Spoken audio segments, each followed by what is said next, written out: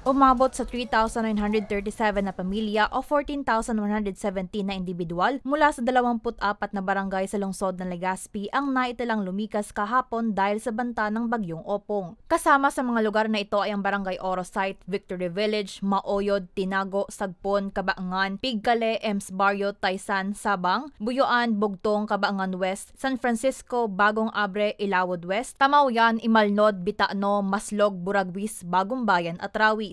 Dahil sa pagbuti naman ng lagay ng panahon ngayong araw, alas 11 kaninang umaga nang magpalabas ng decampment order ang pamahalaang lungsod. Ikinagalak naman ito ng 54 anyos na si Tatay Benjamin Santos ng Barangay Orosite. Natutuwaan niya siya dahil matapos ang ilang oras na pananatili sa evacuation center ay makakauwi na sila. Kwento niya, isa sila sa mga pamilyang madalas na malubog sa tubig baha tuwing may mga malalakas na pag-uulan kaya lagi silang naoobligang lumikas.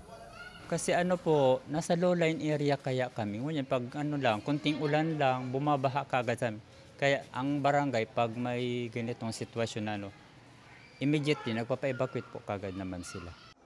Sa record naman ng barangay, nasa 175 na pamilya ang kasama sa kanilang ipinatupad na preemptive mandatory evacuation.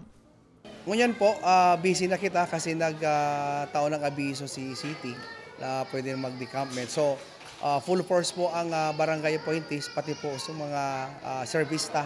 Pigaharatod na po ngayon sa mga residente doon sa kanilang mga arong-arong para mas mapadali ang pag-uli po nila, para maging relax man po ang pag-uli nila, pagbalik nila sa harong ninda.